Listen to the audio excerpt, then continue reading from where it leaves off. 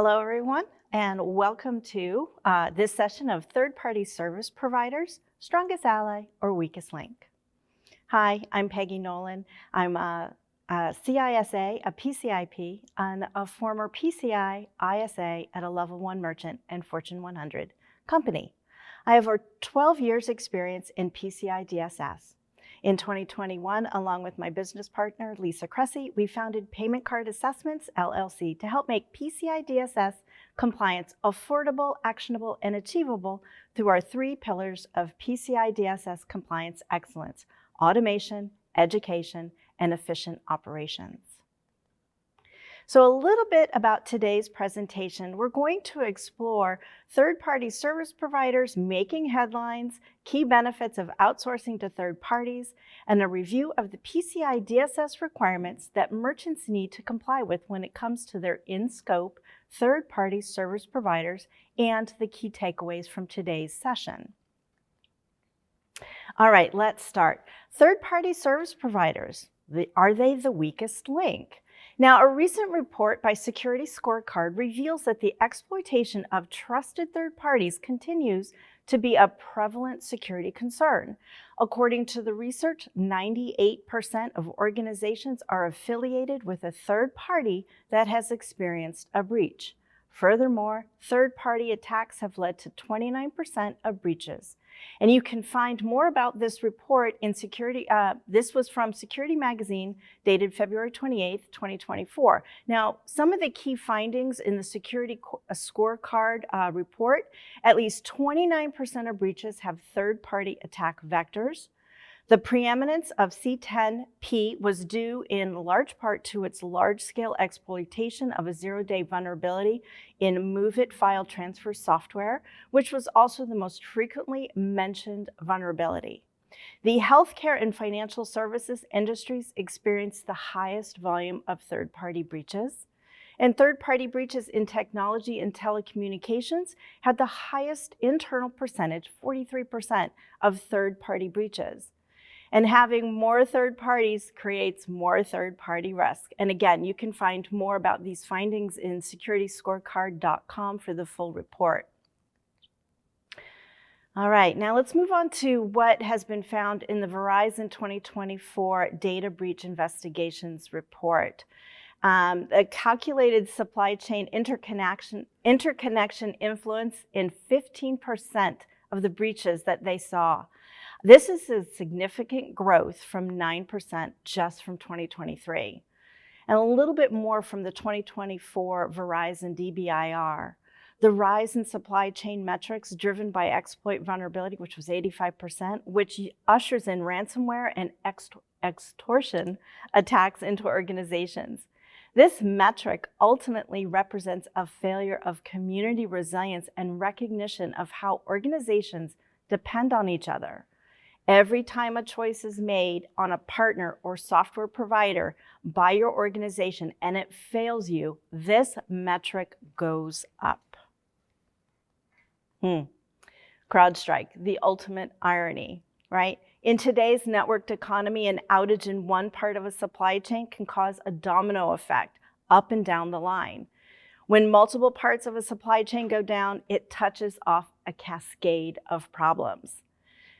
The CrowdStrike failure has been described as the largest IT outage in history, and this will cost Fortune 500 companies alone more than $5 billion in direct losses, according to one of the insurers' analysis of the incident that was published in July of 2024. Now, when I wrote this as of August 3rd, 2024, this cost has gone up to $5.4 billion in losses and may continue to rise. CrowdStrike's core technology, the Falcon platform, stops breaches by preventing and responding to all types of attacks, both malware and malware-free. But because CrowdStrike's security software is running on countless of individuals' computers all around the globe, the update that got pushed to those devices caused them all to shut down virtually simultaneously. And this brings us to the ultimate question that needs to be answered. How do you build strong, trustworthy, and resilient partnerships with your third-party service providers? All right. Third-party service providers can be your strongest ally. They are good for business. They provide bench strength when you don't have it. They help you reduce PCI DSS scope. I think you didn't think I was going to mention that. And they reduce the overall cybersecurity risk.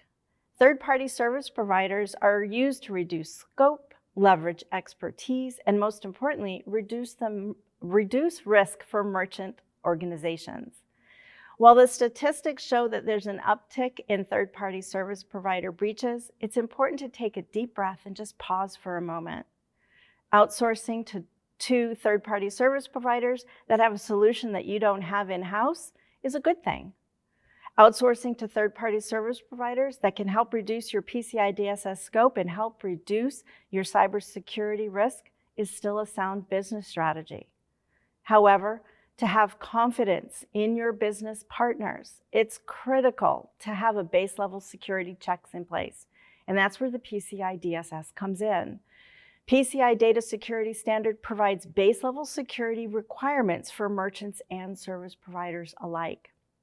Our focus today is for merchant organizations, and here's a few things to keep in mind.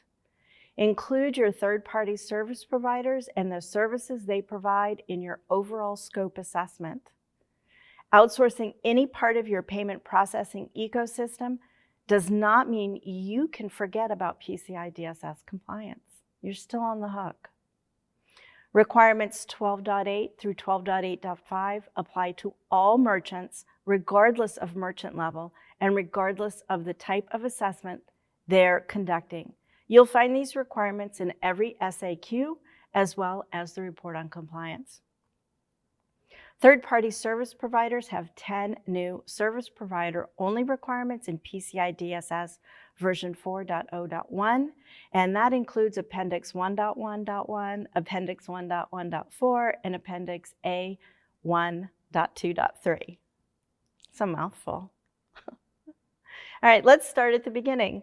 Requirement 12.8, information to risk assets associated with third-party service provider relationships is managed. You must manage your third-party service provider program. Sounds simple, right?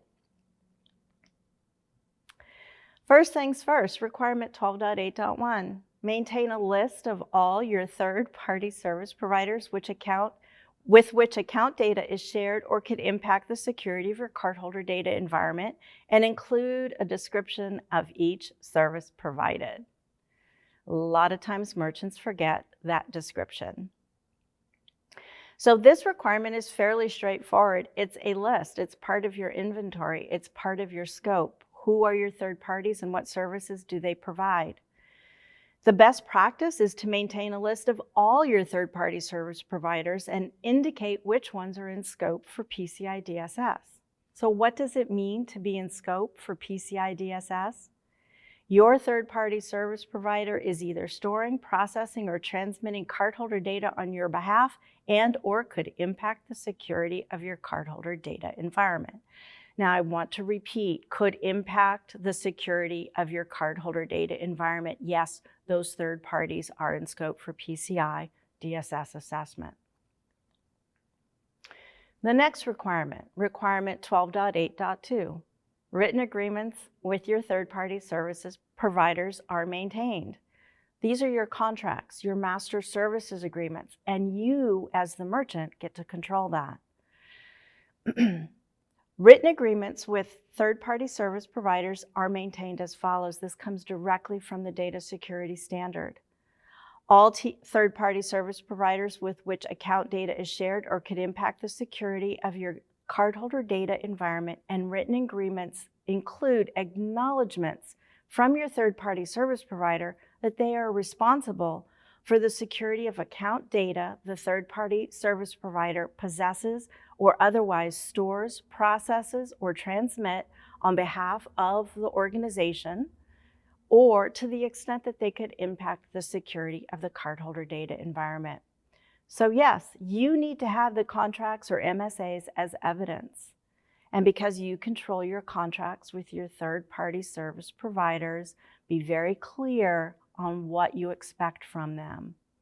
If you're running your PCI DSS compliance program, make sure you either have access to these contracts or you have a copy of them as part of your continuous compliance program. You will need to submit them as evidence to your QSA. The next requirement, requirement 12.8.3. An established process is implemented for engaging third-party service providers, including proper due diligence prior to engagement. Prior to engagement. You must have policies and procedures to verify that processes are defined for engaging those third-party service providers, including proper due diligence prior to the engagement in place. So before you go live with this new third party, you must have all these checks in place with them. And you need to have the output of each third-party service provider's security and/or risk assessment on file for your PCI DSS assessment. Yes, you need proof that you've done your due diligence.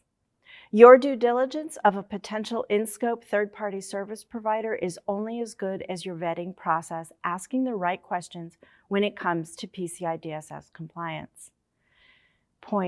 This is an important point to make. It's harder to back into PCI DSS compliance with a third party than to implement in a PCI DSS compliant manner from the get-go.